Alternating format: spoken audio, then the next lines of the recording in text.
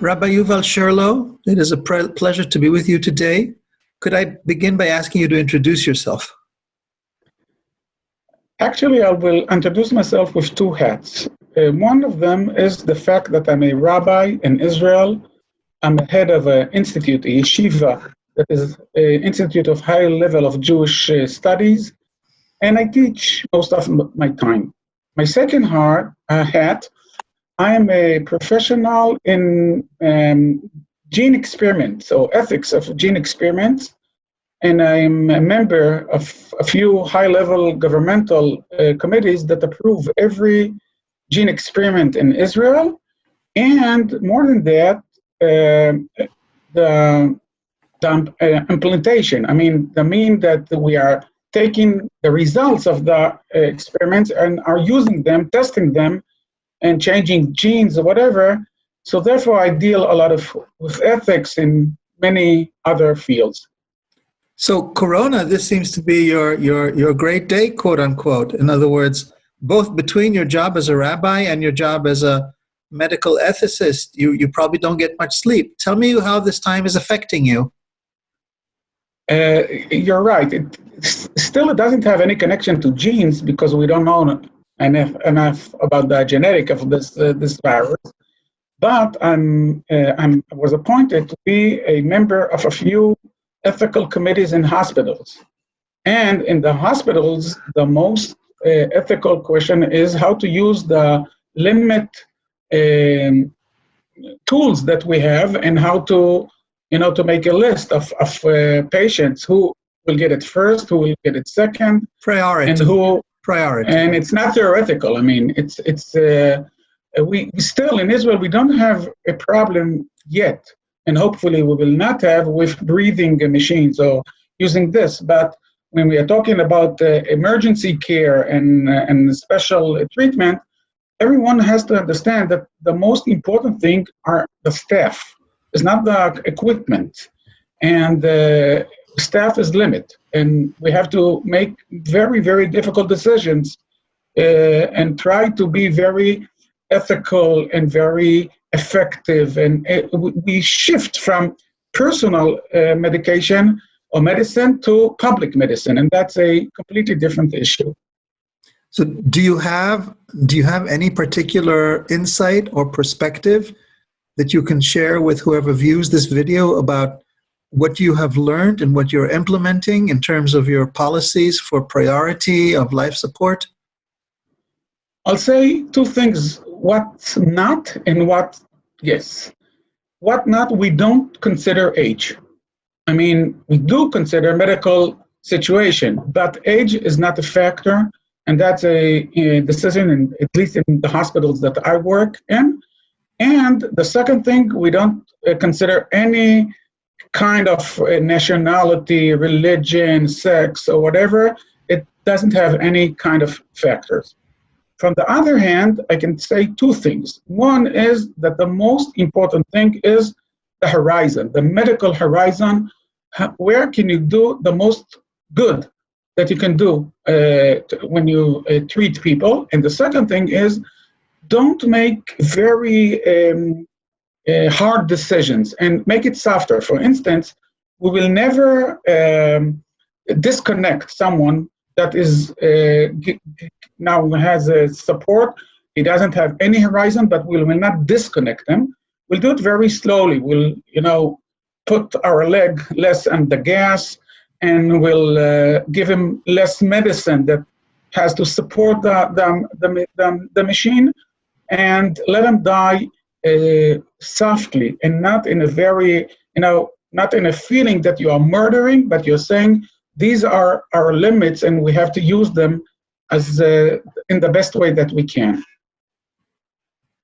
Have you been working with ethicists and people of other religions on similar questions? Do you know where your perspective stands in relationship to the guidelines or wisdom of advisors from other faiths? Two things. One, everywhere in the world, every hospital is writing the way that they are control the guidelines and whatever. For instance, the New York Times has a really impressive paper about it. but there are differences because, for instance, they say that when two equal patients will be in the same situation, you lose lottery. And this is something that will not work in Israel. Or you'll cast a draw, like you'll toss a coin. That's right. Yeah. That's right. And the second thing, as I said before, disconnecting. So this is the way that I do share views with other religions all over the world. But actually, they are not religious papers. They are Western world, I can say, papers that are very affected by Christianity. From the other hand, many of the doctors in Israel are Muslims. So even though they are not philosophers or not religious leaders, but they come from the Islamic tradition, and therefore, whenever I work with them, and they are really the pioneers here, and they're a great part of the team and of the staff, so you can see that not a lot of differences, but you can see that the language, or at least the discourse, is a little bit different. So it's the best way where you can share views and you can be criticized, and someone else can, take you out of the box, of your box. And this is the way that we do share a lot of thinking between religions, even though it's not with religious leaders. In other words, what I hear you saying is that you haven't come across your Christian and Muslim and Hindu counterparts in thinking through these issues, and there isn't a think tank or a forum where the issues are discussed across religions as universal guidelines, and you're working through them from the Jewish sources, but with a certain amount of dialogue based on the people of other religions who have to implement it.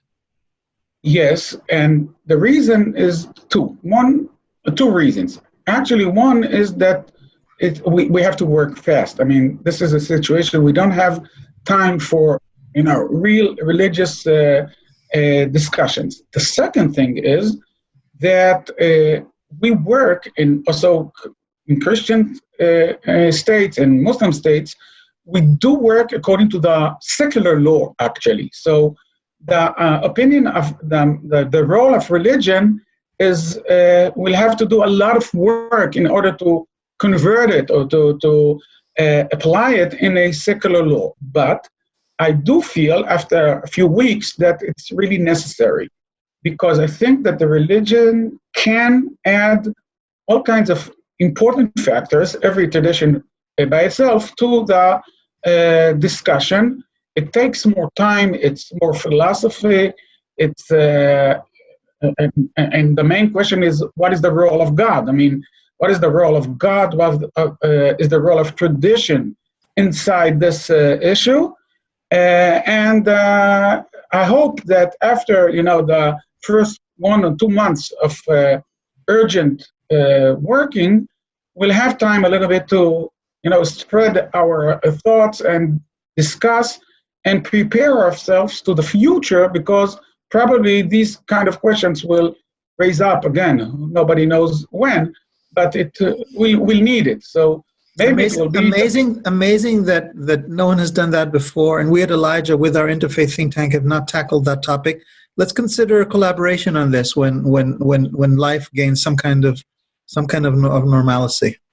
I really think it's very important. I can, defend Judaism that didn't take part of it, because actually we didn't have a Jewish state. We didn't conduct a Jewish state for 2,000 years. So therefore, most of the responses and most of the writing about these issues, and there is a lot, is one patient towards one patient, but it's not a question how to control a state system. So therefore, even inside of Judaism, we don't have a lot of discussions about it. And even the authorities that wrote about it, the bottom line that they said, we think it's the right thing, we're not sure, because there are not a lot of sources. Our tradition didn't control or didn't face this kind of situation. So, but it's time now. I mean, it's really time to ask ourselves what can the tradition and what is the religion can religions in the plural. Religions. can help us doing this kind of work.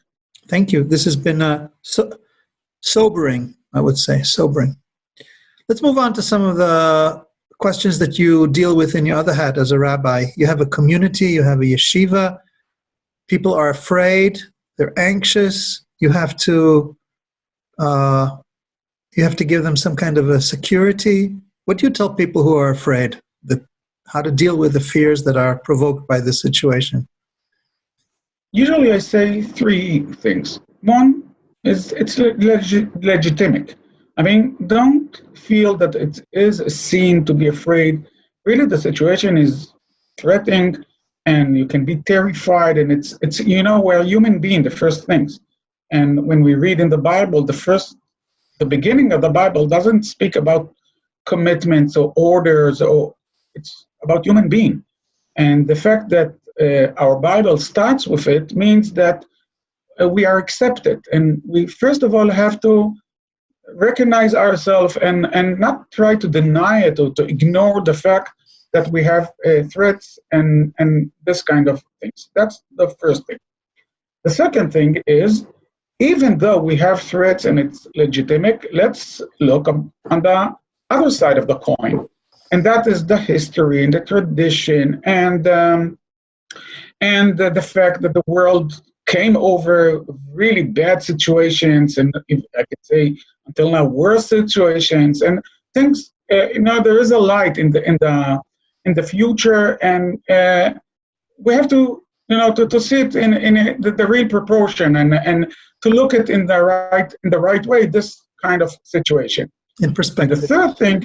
And the third thing is okay. So let's ask ourselves: how can we promote? How can we advance? How can we do something better? Something better that we will be better, that will use this situation in order to to meet face to face through the Zoom or through the digital, and do good things in order, because I'm not talking about really big missions.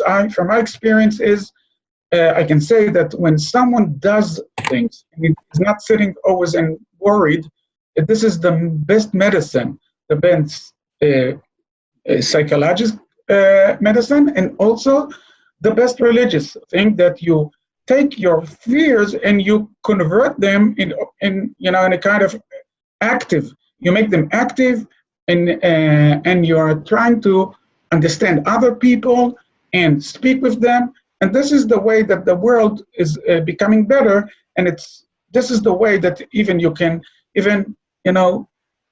relax by yourself. Listening to you, I was inspired to a thought. I will share it with you. You spoke about the fact that we have to accept our humanity, our basic humanity. And the fact is that the Torah begins with the creation of man and therefore the affirmation of our humanity.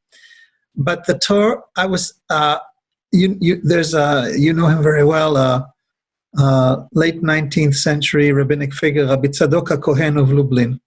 He has a principle that the first time that a certain notion appears in the Torah teaches us something fundamental about that particular notion. So like the headquarters of where something appears tells us something fundamental. As I was listening to you, I thought, what is the first expression of human feeling in the Torah? Not just the creation, but the first expression of human feeling. So I was thinking, maybe it is fear, because the first thing it says that Adam says to God, I heard you and I was afraid. So fear is the first expression of human feeling, and therefore very, very basic. As I'm saying this, I wonder, because Eve had desire. So is desire more fundamental? But still, the first expression of feeling per se is fear. Very interesting notion before anything else. Let's move on. Thank you. Unless you wanted to say something about that. I want to say that I think what you said, you have to, I don't want to use the word balance. I want to it's not balance. It's moving from two edges, reading the first chapter that we say that we were created by God's image, and reading the second chapter, fear and limits. And, we're moving between those two emotional and philosophic notions. Are we substitutes of God, and were created in God's image, or are we part of the earth and we are very limited? And this tiny virus is reminding us the shift between those two feelings. Okay, thank you. Actually, I can't resist this, rabbi to rabbi, and we've been doing this for 40 years. Chapter 1, before the description of the creation of man, the rabbis comment on the creation of man on the sixth day, and they say, why was man created on the sixth day? So that on the fifth day, the mosquito was born. To say, don't think yourself so great, the mosquito was born before on the fifth day. Well, now we can improve on that and say, the virus even was created before you. That's right. Keep your perspective. Yuval, Rabbi Cherlow, people are forced into solitude. Big problem, especially for us Jews. We don't know how to do solitude. I'm observing, and we have a great crisis. They shut down our synagogues. For many people, it's like the end of our religious life. How to deal with solitude religiously? How to deal with having to go inwards? What do you tell your people? We're going to celebrate Pesach this week. The celebration of freedom, the first thing. And freedom, one of the aspects of freedom is the fact that you don't depend on anything that is out of you. I mean, it's better to live in, with all the things you have, and to celebrate with all your family, and to fulfill all your religious demands and whatever. But this is not independence. Independence means that you can find yourself, and you can do everything from your inside without being in a kind of independent, and without being without considering the situation. That's first of all what I'm telling myself. It's the first time, I told you before, it's the first time that we are going to celebrate Pesach after more than 40 years of marriage as a couple. I mean, we were a young couple. We went to our parents, and when we got older, we invited all our families and children and grandchildren. This year, it's the first time that we don't have anybody with us, and I'm not going to the synagogue. I'm very strict with the medical orders or whatever, but I'm telling myself, this is a kind of freedom. And the freedom is your spirit, the freedom are your thoughts, your emotional feelings, your insights that you put in front of yourself. And this is what I'm saying constantly to everyone around me. And then comes the second thing. Then let's try to do it easier. So let's try to meet our family an hour before the holiday starting with a Zoom conference, and as if it's the night of Passover. And let's don't forget and to send to the people that are alone everything that we can and whatever. But this is, it's a track that starts with your own independence, and then you're trying to expand and move on and think about other people. What about prayer? What are the implications of having to pray on your own now, as opposed to the security of praying with a prayer quorum in public? There are two main effective issues about prayer. One, as you said, is the idea that you pray by yourself. In Judaism, as you know, synagogue is the place that I usually go at least three times a day, and you pray with your congregation, and you pray as a group, not only as a person, and only person, and the things that you can do only when there's a minyan. Minyan are 10 men that are gathering together and praying together. I feel from this perspective naked. I mean, again, standing by yourself. Of it. Yeah, yeah, that's one thing. But the second thing is that I can pray more personal prayers, and the tempo of praying will be according to my feelings and not the congregation. And second of all is the fact that I think every religion understands now it's not only their personal issue. I mean, even though nationality is still very important, but there's something that is making all of us together, as I said before, created by in God's image, and have the same, and we are all in the same situation. You cannot speak with God only about yourself, or about your family, or about your congregation, or about your nation. Something internationally is happening, and it's a lot of, it's new things, because usually you pray about your circle. You don't speak about the whole world. But now we understand, even if you're very selfish, and even if you think only about yourself, you cannot do it anymore, because it's an international issue, and all of us are praying about the whole world, and that's a big change that may have a lot of effects further on. So I hear you saying two things. One is a deepening of the personal experience, because you're not dependent on someone else rushing you through the prayer, so it actually allows you to go deeper in prayer. But the second is the broadening of the horizons, whereas usually, naturally, or even by way of the liturgy, our focus is individual, family, community. The situation forces our horizons to expand and to include all of humanity. Absolutely. Does this find expression in any specific prayers? One, yes. I mean, we have all kinds of, Google groups and WhatsApp groups of rabbis, and not only rabbis. It's also one of the big changes, but also women are part of it. Things are changing on in this issue, because once it's not a men club anymore. I mean, it's open. So and so many of the rabbis are expressing or writing or sending or distributing the prayers that they wrote about the situation, and are asking for criticism, for review, for what to add. I mean, things are. It has a lot of influence when we talk about our personal praying, and people are. It's not only this. It's sometimes it's without writing something new, but giving new meaning. For instance, we end every prayer of our ceremonies is in Hebrew. I'll say it. Oseh shalom b'mromav v'yaseh shalom aleinu. That means God's who achieve and covering the whole world with peace will make peace on us. With us. With us. Because you can say us is, as I said before, my family, or my congregation, or my nation.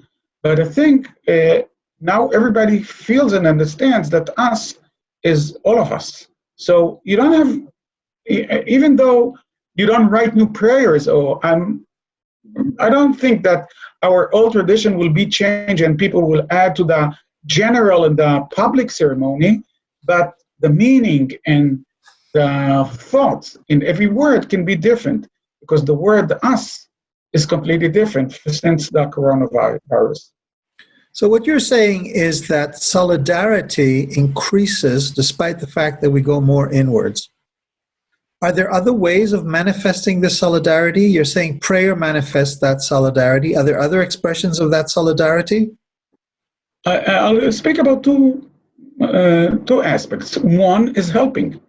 I mean, solidarity. I can see it in the scientific world. That when you talk about science, one of the most important things for researchers is the credit, that it's theirs. And so therefore, everybody is working in his laboratory until he develops something. Now you see collaboration. All the world, people are, giving up their personal achievements and everything in order to find medicine. That's only a tiny example for doing things together. From the ethical point of view, there is I can say there is a big, the world is a kind of a battlefield of trying to get masks or to get all kinds of medicine and limit medicine in all over the world.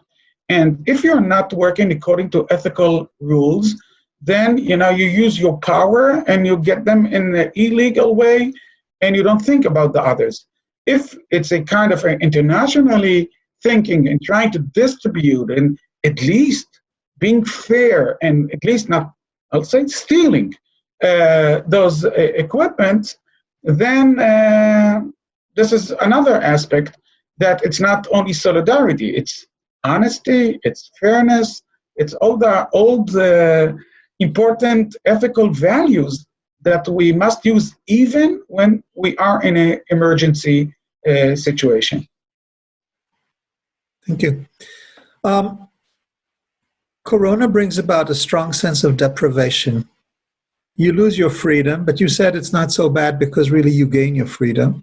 But you lose work, you lose money, you lose beloved ones. There's a lot of deprivation. How to deal with so much deprivation, so much loss? I'll go back to what I said before. First of all, don't ignore it. To cover it, and don't say, it's nothing, and don't be sure it will be over in 2 weeks and whatever. It is difficult. It is a bad situation, and people lost their jobs and lost even more than that, maybe their future. It's a bad situation. I mean, the fact that we, at least in Israel and in many places in the world, all the everything is closed. Everything, all the finance market, financial system is completely different. And the fact that in Israel we don't have a government yet and we don't have a budget, and it is a very problematic situation, and people are alone. My mother-in-law is 92 years old. She's by herself for face of her. I mean, you can't even think about this situation, and we cannot have her, and we cannot invite her. It's against the religious orders of saving your life and saving her life. Her life. Yeah, and that's the first thing. So I don't think that religion says that you should ignore it.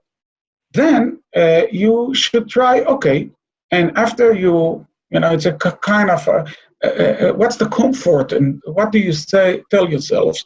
You start looking about the things that you do have, and you start talking about the things that are, lights all over, and you make yourself even busy if you can. If you don't have little children that are climbing, on your shoulders and on your head, and you're driving you nuts. I mean, but you do try to do things with your children and with your family and with your husband or wife, and everyone that will try to realize that even though the situation is bad, is really bad, and it's a big crisis, but even in crisis and even in a bad situation, you can try to do something better. That's the way that I think we can face it. It's much better than to sit and cry, only cry, or only be depressed and feel like it's the end of the world. It reminds me of the teaching of Rabbi Nachman of Breslov, the Nekudat Tova. In every situation, you have to find the good point, concentrate on the good point, and from that you transform the reality. Mm-hmm. Let me ask you something which I had not intended to, but listening to you, you've referred several times to the fact that almost religiously, or maybe without almost religiously, you obey the instructions of the state and the policies, and that's why your mother-in-law will be alone for Passover, and you see this a great religious virtue. It's very laudable, but at the same time as we're holding this interview, the news headlines and the public discourse here in Israel is all focused on the fact that the ultra-Orthodox are not complying, or at least some of them are not complying, or at least some of them did not comply, or at least some of them didn't take it seriously early enough, and that's caused lots of loss of life, and it's caused the ultra-Orthodox to become the most infected sector. I'm not interested in Haredi bashing. That's not the point of what I want to ask you. What I want to ask you is someone whose religious ideals lead them a sense of obedience to governmental authorities. What is it about the practice of religion of some of your co-religionists who don't wear a white shirt, but just a white shirt, but have a black coat on top of it? What is it that leads some, many, I don't want to say all, but certainly a significant number, enough to be a social problem? What is it that leads them to not be in the same place as you? Why what is so obvious for you is not so obvious to them?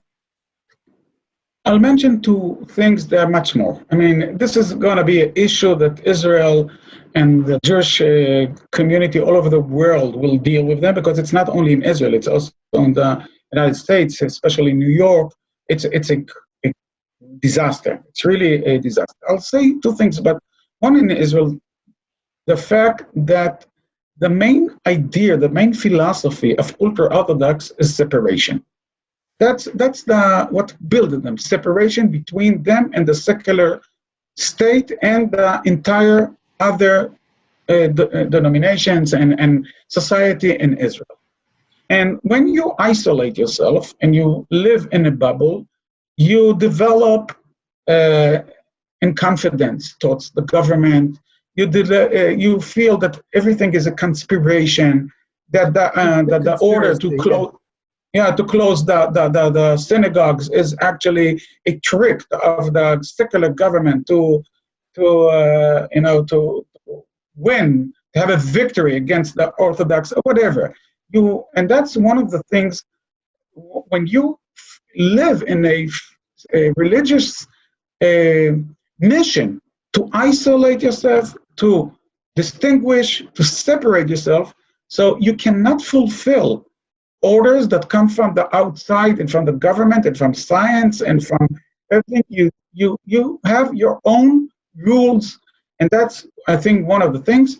And now it's a little bit, and you must move from extremeness to extremeness of ignoring all the orders. Oh, now it's some of the religious authorities and the ultra-Orthodox are very extreme fulfillment everything because they discovered that something is wrong. The second thing is more problematic with all religions, and that is that the prophets spoke about it constantly, that if you have to have a schedule and to ask yourself, what is the highest thing? Emotionally, you feel that sacrificing, that coming and fulfill all the orders towards God, what we call ben adam lamakom, between your personality and your as an individual or as a congregation towards God. And the prophets emphasize constantly, the first thing that you must do is to work in the world, in social justice and charity and to keep the world, first of all, in a very, very, I'll say the word good way. Now, the ultra-Orthodox are very used to the idea of between you and God and a lot of charity. But the idea of justice, of fairness, of working in the reality, in the real world, they are not there. So this is the second reason when there were orders to close synagogues, for instance, and yeshivot, it was very difficult. As I said before, I feel naked. I mean, really feel without it. But at the same time, I know there is a ladder, and there you start with the first floor, and then you go to the other one. And you must start with, first of all, fulfill your commitments in order to save this world. And they feel that, no, something is wrong, because the most important thing is synagogues and yeshivot, and it's very difficult for them to change their way. But as you said, everyone now understands that it's wrong and it's a mistake. Hopefully, there will be less hatred and more understanding and more that everybody will change their way towards religion. So that leads us then to the concluding reflection, which is you're already looking at the world beyond, hoping that people will change, hoping a new conversation will take place in Israel, how else will the world, or how will the world be different after Corona, if at all? The truth is, I'm more skeptical. Yeah, skeptical. I'm more. Skeptical. Yeah. Spectacle is when you see Yeah, something. I'm sorry. It's also in Hebrew, but I didn't find a word. And the reason is because there were great miracles that we read in the Torah and the Bible. I mean, cutting the sea on the way to the land of Israel, and especially the divine that is giving us the Torah from who knows where. And 40 days after there, people built the gold calf. Yeah, that means that means that I'm not so sure that things can be changed without a lot of inside working. I mean, trying and understanding and looking in a reflective way. It will not be automatically. So therefore, I know that everybody's talking already about the world behind. Excuse me. And after this disaster, and we'll get up to a completely different world. I'm more skeptical, but I see it as an opportunity, and the opportunity is very big. If we'll use this opportunity, and we'll ask ourselves really, what should we change, and what is the right thing to do, and we will not wait that the situation will change us, and the minute that we as religious authorities will not give the answers, but will pursue people to ask themselves only one question: what should we do with this opportunity that we got?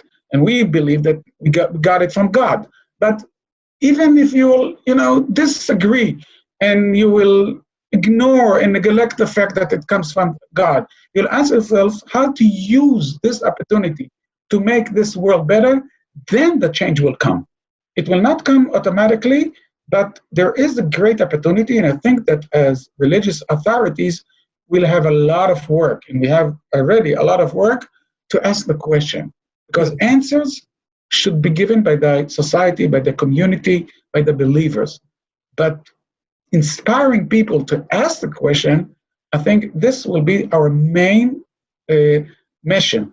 And it's already our main mission in this situation. Well, let's join in the hope and prayer that we get through this as safely as possible, and that even if the change won't be automatic, we'll have the goodwill and the wisdom and the guidance across the different sectors, across the different religions, for religious leaders everywhere to open up to at least ask that question and then be open to change. If you're open to change, that's the beginning. Rabbi Yuval Cherlow, thank you very much.